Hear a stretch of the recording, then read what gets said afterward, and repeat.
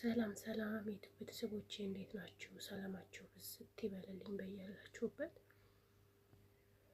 በያላችሁበት በየዓለም ዳርቻ ሰላማችሁ ብዝት ይበልልኝ። አዲስ የሆናችሁ ሰብስክራይብ የምትለዋን ምልክት እየነካችሁ የደወል ምልክቷን ኦን የምትለዋን እያደረጋችሁ ላይክ፣ ሼር፣ ኮሜንት እየሰጣችሁ እንድትሰጡ ፈልጋለሁ። አመሰግናለሁ ቤተሰቦቼ። እንግዲህ ዛሬ አንድ ጉዳይ የሚያሳዝን ታሪክ በጣም ያሳዝናል።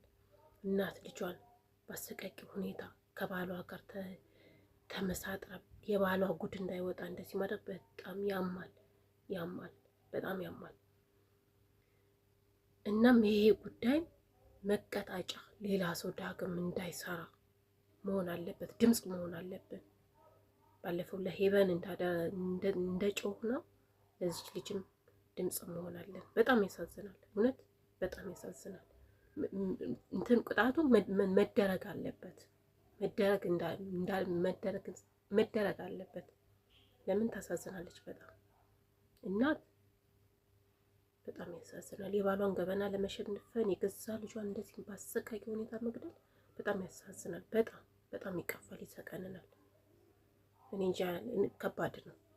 እንግዲህ 9 ወር አርግዛ ያንን እኔ እንጃ እንዴት እንደሆነ ነው። ግን ድምጽ ልንሆናት ይገባል። መቀጣጫ መሆን አለባቸው። እነዚህ ባልና ሚስቶች መቀጣጫ መሆን አለባቸው። አዳምጡት፣ እዩት። በጣም ነው የሚያሳዝነው።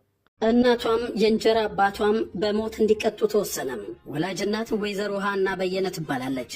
የድሬዳዋ ከተማ ገንደ ቆሬ ሰፈር ነዋሪ ነች። ከቀድሞ ባሏ ጋር የተፋታችው ይቺ ሴት ከሷ ጋር እየኖረ ባለው ሌላ ወንድ ከአብራኳ የወጣችውን የገዛ ሴት ልጇን ተገዳ መደፈሯን ስታውቅ እጮኛዋ በወንጀል እንዲቀጣ ማድረግ ሲገባት የ11 ዓመት ልጇ ላይ ፈርዳ መረጃ ለማድበስበስ በማሰብ ልጇ ላይ ጫና በመፍጠር በድብደባ አካላዊ ጉዳት ከማድረስ በተጨማሪ ከ5ኛ ክፍል የትምህርት ገበታና ከጎረቤቶች በመነጠል ከማንም ሰው ጋር ምንም አይነት ግንኙነት እንዳታደርግ በማድረግ ለብዙ ጊዜ ቤት ተዘግቶባትና ስራ ቦታ ድረስ ከስራዋ ሳትነጠል ብትንቀሳቀስም መረጃ ለመደበቅ በቂ ሆኖ ስላላገኘችው በመጨረሻም በአብራኳ በወጣችው የገዛ ልጇ ላይ የሰራችው ተደጋጋሚ የአረመኔ ስራ ሳያንሳት እጮኛዋን ከወንጀል ለማትረፍ መረጃ ለማጥፋት ህዳር 1 ቀን 2015 ዓ.ም ከእጮኛዋ ጋር በመተባበር ቀጥቅጠው ህፃኗን በአምላክ ግርማ ገለዋታል።